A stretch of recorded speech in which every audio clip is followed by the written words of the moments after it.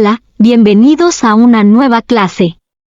Hoy vamos a conocer algunos conceptos básicos, para poder comprender lo que ocurre dentro de un proceso, y así conocer cuáles son las variables de mayor importancia dentro de estos procesos.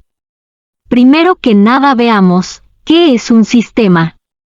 Un sistema es un conjunto organizado de cosas o partes interactuantes e interdependientes, que se relacionan formando un todo unitario y complejo. Cabe aclarar que las cosas o partes que componen al sistema no se refieren al campo físico, objetos, sino más bien al funcional.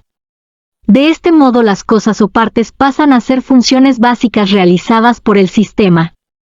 Podemos enumerarlas en entradas, procesos y salidas. Entonces, las entradas son los ingresos del sistema que pueden ser recursos materiales, recursos humanos o información. Las entradas constituyen la fuerza de arranque que suministra al sistema sus necesidades operativas. Pueden ser. En serie, es el resultado o la salida de un sistema anterior con el cual el sistema en estudio está relacionado en forma directa. Aleatoria, es decir, al azar, donde el término azar se utiliza en el sentido estadístico. Retroalimentación es la reintroducción de una parte de las salidas del sistema en sí mismo. Ahora veamos qué es un proceso. Se refiere al conjunto de actividades u operaciones industriales que tienden a modificar las propiedades de las materias primas, con el fin de obtener productos que sirvan para cubrir las necesidades de la sociedad. Es decir, el proceso es lo que transforma una entrada en salida, como tal puede ser una máquina, un individuo, una computadora, un producto químico, una tarea realizada por un miembro de la organización, entre otros. En el caso de un proceso químico, este puede incluir diversos pasos como la preparación de las materias primas, la transformación de moléculas a través de reacciones químicas, unidades de separación y purificación, formulación de productos, el tratamiento de residuos y su descarga, entre otros.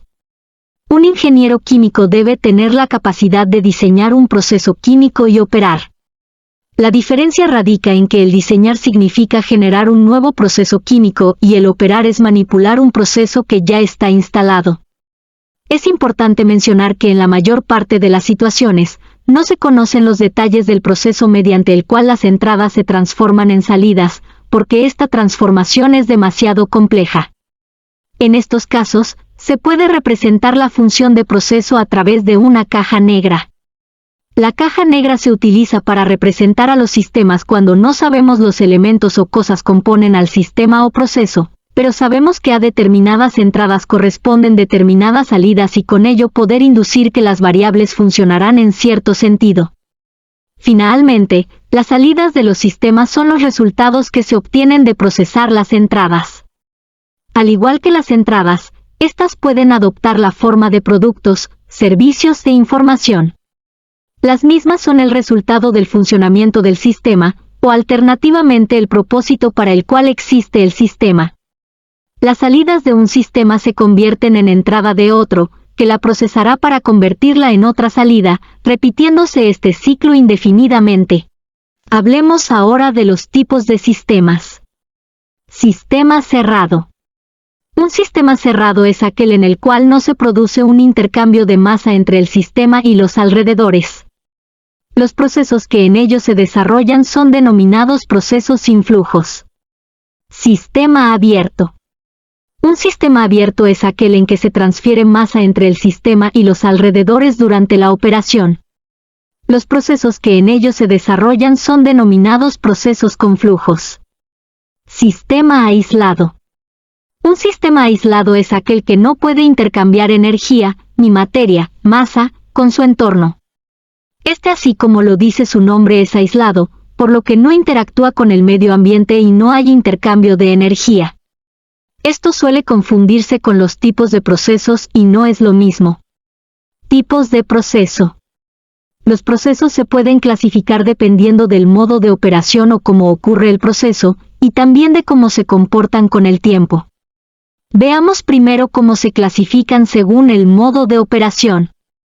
Continuos.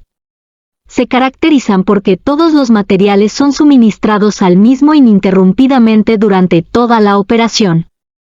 La masa alimentada o extraída del proceso es referida por unidad de tiempo.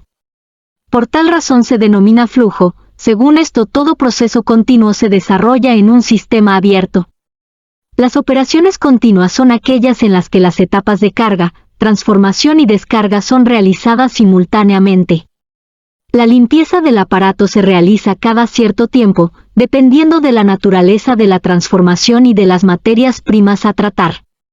Las corrientes de entrada fluyen continuamente hacia el interior de la unidad de proceso y las corrientes de salida fluyen continuamente hacia afuera de la unidad. Las corrientes de entrada y salida se cuantifican en función de la velocidad del flujo de masa o velocidad de flujo molar. Ejemplo, la máquina de una tortillería, la cual se está alimentando continuamente y se está obteniendo producto. En comparación con hacer una tortilla a mano, la producción en continuo produce una mayor cantidad. En algunos casos es difícil operar en continuo, operando entonces de manera semicontinua. Semicontinuos o intermitentes. Es aquel proceso en el cual los materiales son alimentados, procesados y extraídos del sistema, seguido esto de una carga de materiales. Un proceso de este tipo puede ser llevado a cabo en un sistema cerrado o abierto. Son una combinación de procesos por lotes y continuo. Por ejemplo, las corrientes de entrada podrían agregarse todas a la vez y las corrientes de salida ser removidas continuamente. Cualquiera de las unidades de proceso, mezcladores, reactores, separadores o divisores pueden operarse por lotes, continuos o semicontinuos. Es posible mezclar diferentes modos de operación en un diagrama de flujo. Por ejemplo, un reactor podría operarse por lotes mientras un separador podría operarse continuamente. Discontinuos. Se entiende como operación discontinua aquella en que se carga la materia prima en el aparato, y después de realizarse la transformación requerida se descargan los productos obtenidos. Esta operación es llamada también por carga, o intermitentes o por lotes. Todas las corrientes de entrada entran a la vez en la unidad de proceso, y tiempo más tarde las corrientes de salida se retiran todas a la vez de la unidad de proceso. Las corrientes de entrada y salida se cuantifican en dimensiones de masa o moles. Se trata de una determinada cantidad de materia en un periodo determinado. Ejemplo, tomar una cantidad de masa de maíz, hacer una tortilla, cocinarla y obtener el producto. Ahora veamos cómo se pueden clasificar los procesos dependiendo de cómo se comportan con el tiempo. Estacionarios y no estacionarios. El proceso estacionario está caracterizado porque el valor que toman cada una de las diferentes propiedades en cualquier punto del sistema se mantiene constante con respecto al tiempo. Lo contrario a lo anterior se define como no estacionario. Los procesos en estado estacionario o régimen permanente son independientes del tiempo, es decir, las variables del proceso no cambian con el tiempo. Por ejemplo, si la velocidad de flujo hacia un reactor es la misma hoy a las 8 de la mañana que mañana a las 10 de la noche, y todo el tiempo intermedio, entonces esa velocidad de flujo se encontrará en estado estacionario. En los procesos en estado no estacionario o régimen transitorio, una o más variables del proceso cambian con el tiempo. Los procesos por lotes y semicontinuos, por su naturaleza, están en estado no estacionario. Los procesos de flujo continuo casi siempre operan en condiciones de estado estacionario, excepto durante el arranque y el apagado, cuando se encuentran en estado no estacionario. La calidad del producto es más constante, y los costos de operación por lo general son más bajos, con una operación en estado estacionario. Las operaciones en continua se desarrollan en estado estacionario, de modo que las variables intensivas características de la operación pueden variar en cada punto del sistema, pero las que se dan en cada punto no varían con el tiempo. Las operaciones en discontinuo se desarrollan en estado no estacionario, pues sus propiedades intensivas varían con el tiempo. La figura muestra una curva de producción de acetona, butanol y etanol a partir de silosa, donde se puede observar el consumo de la silosa y cómo va aumentando la concentración de acetona, butanol y etanol. El régimen en estado estacionario corresponde al área en color azul y el régimen transitorio en color amarillo. Como en el régimen en estado estacionario no cambian las variables con respecto al tiempo, la pendiente de la trayectoria es igual a 0, ya que la derivada de la concentración con respecto al tiempo es cero. En cambio, en el régimen en estado no estacionario, existe un cambio de una variable con respecto al tiempo, por lo tanto, la derivada es diferente de cero. Para representar la forma en que ocurren los procesos, pues se emplean los diagramas de flujo. ¿Qué es un diagrama de flujo de procesos? Son diagramas compactos y precisos que representan una gran cantidad de información técnica acerca de los procesos químicos, un lenguaje que los ingenieros deben aprender a traducir con facilidad. Los principales tipos de diagramas de proceso químicos se dividen en diagramas de flujo de entradas y salidas, diagrama de flujo de bloques, diagrama de flujo de proceso PFD, diagramas de instrumentación y tubería. En los diagramas de flujo de entradas y salidas, se pueden encontrar las materias primas del proceso, la reacción estequiométrica y las salidas. En el diagrama de flujo de bloques, se muestra además de lo mencionado anteriormente, los balances de materia, las principales unidades de proceso y más especificaciones. En el diagrama de flujo de proceso o PFD, se puede encontrar adicionalmente de todo lo mencionado, los balances de energía, condiciones de presión y temperatura, y demás especificaciones del proceso. En los diagramas de instrumentación y tubería, aparece todo lo que mencionamos anteriormente y los datos de instrumentación para el control de procesos.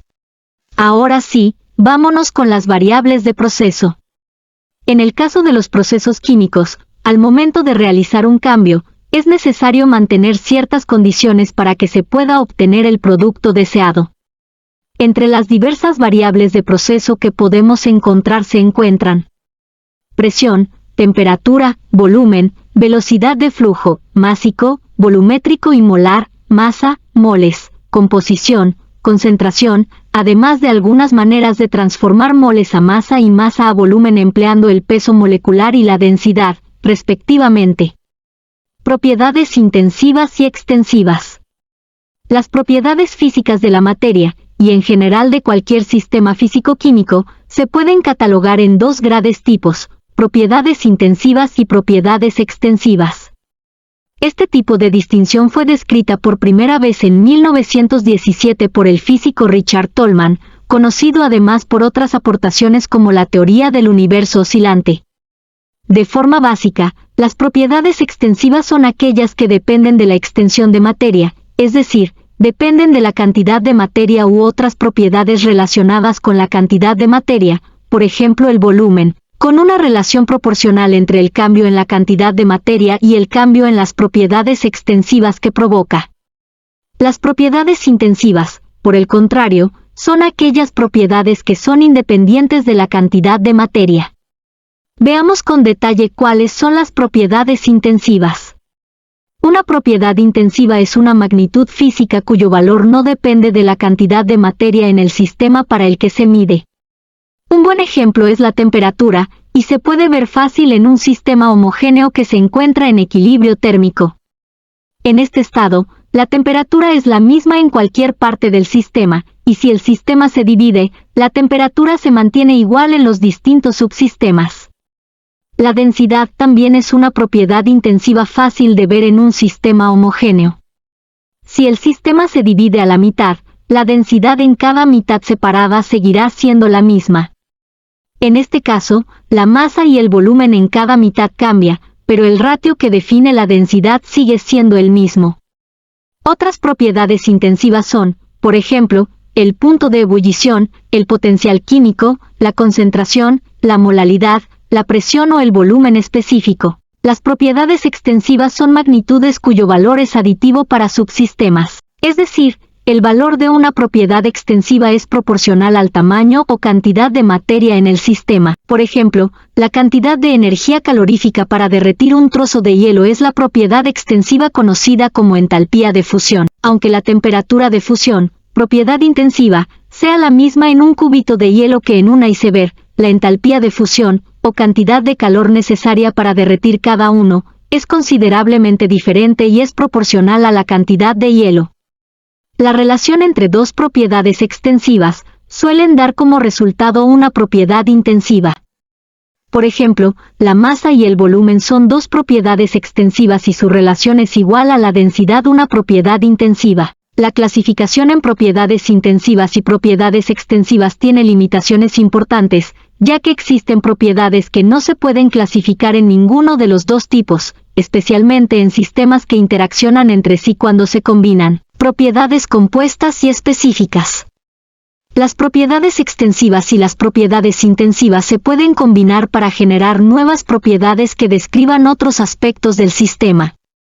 Estas propiedades se conocen como propiedades compuestas, a veces también llamadas propiedades derivadas. Las propiedades compuestas pueden ser a su vez clasificadas como propiedades intensivas o extensivas. El ejemplo de la densidad es un buen ejemplo de propiedad compuesta muy común. La densidad se obtiene como el ratio entre la masa y el volumen del sistema, y la densidad es a su vez una propiedad intensiva. Las propiedades específicas son aquellas propiedades compuestas que se obtienen de dividir una propiedad extensiva entre la masa del sistema. Las propiedades extensivas son proporcionales a la masa, pero al dividirlas entre la masa se obtiene una propiedad intensiva. Por ejemplo, el volumen es una propiedad extensiva que se mide en metros cúbicos en el Sistema Internacional de Unidades. Y al dividir el volumen entre la masa se obtiene el volumen específico que se mide en metros cúbicos entre kilogramos y es una propiedad intensiva que representa el volumen que ocupa cada kilogramo de materia. Si te fijas bien, es el inverso de la densidad, que también es una propiedad intensiva. Otras unidades compuestas son las del flujo volumétrico, flujo másico y el flujo molar. Los instrumentos más comunes para la medición de flujo volumétrico son los medidores de flujo. Estos son instrumentos para medir el caudal lineal, no lineal, de masa o volumétrico de líquidos o gases. Hay muchos tipos de medidores de flujo. Entre los más comunes se encuentran los medidores de cabeza variable, dentro de los que se encuentran el tubo de Venturi, mide la caída de presión para calcular el caudal. La placa de orificio, económico, exacto, pero no adecuado para fluidos con sólidos en suspensión. La tobera de flujo, menor pérdida de presión, útil para fluidos con partículas en suspensión. Los medidores de área variable. Entre los más usados están el rotámetro, tubo transparente con un flotador que mide el caudal.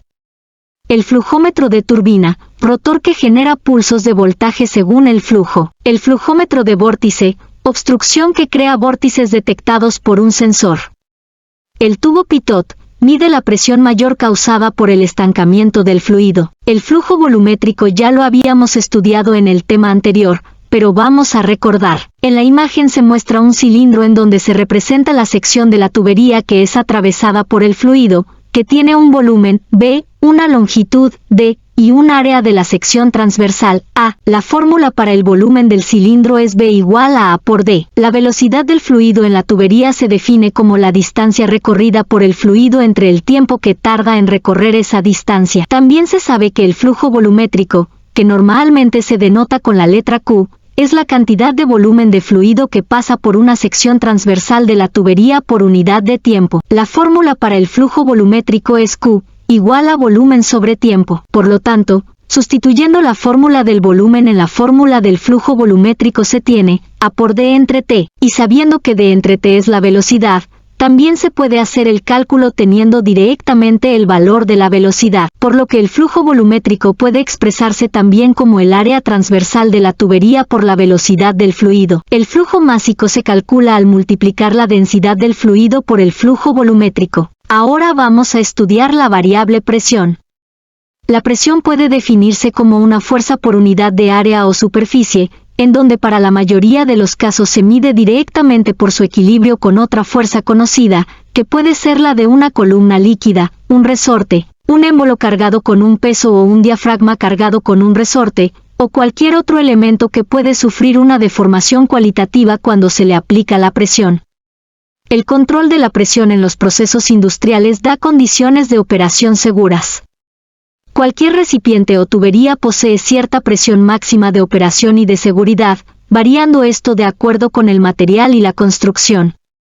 Las presiones excesivas no solo pueden provocar la destrucción del equipo, sino también pueden provocar la destrucción del equipo adyacente, y poner al personal en situaciones peligrosas, particularmente cuando están implícitos fluidos inflamables o corrosivos. Para tales aplicaciones, las lecturas absolutas de gran precisión con frecuencia son tan importantes como lo es la seguridad extrema. Por otro lado, la presión puede llegar a tener efectos directos o indirectos en el valor de las variables del proceso, como la composición de una mezcla en el proceso de destilación. En tales casos, su valor absoluto medio controlado con precisión da gran importancia, ya que afectaría la pureza de los productos poniéndolos fuera de especificación. La presión hidrostática es la presión debida al peso de un fluido en reposo. En un fluido en reposo la única presión existente es la presión hidrostática. También se conoce como la presión que sufren los cuerpos sumergidos en un líquido o fluido por el simple y sencillo hecho de sumergirse dentro de éste. Se puede calcular con la siguiente expresión: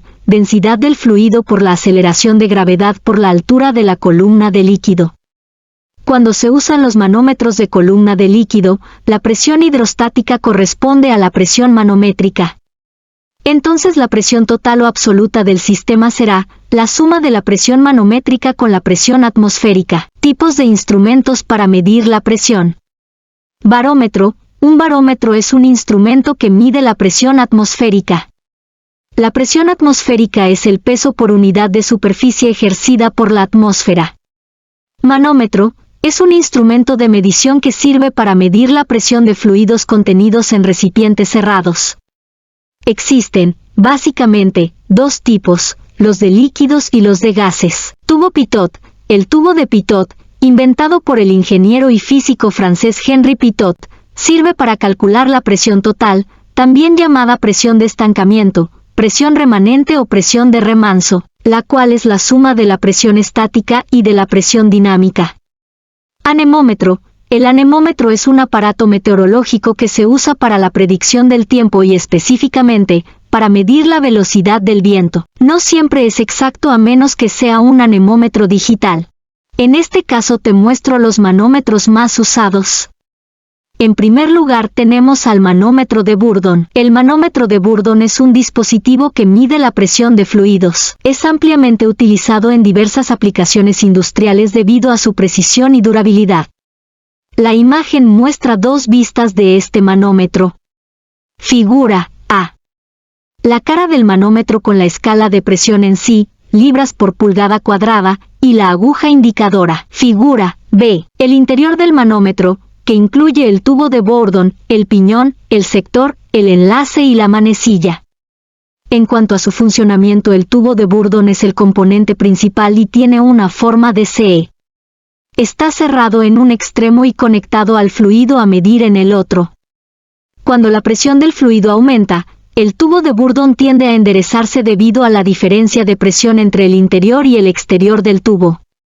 En la imagen también se muestran tres tipos diferentes de manómetros, de extremo abierto, diferencial y de extremo sellado. En el manómetro de extremo abierto, A, el fluido manométrico, un líquido como el mercurio o agua, está contenido en un tubo en forma de U. La presión del fluido que se está midiendo se aplica en un lado del tubo y el otro lado está abierto a la atmósfera, por lo que la presión en ese lado es igual a la presión atmosférica. La diferencia de altura del fluido en ambos lados del tubo en forma de U indica la presión relativa, por lo que se debe calcular la presión absoluta con las ecuaciones de presión hidrostática y presión absoluta que te mencioné en la parte anterior.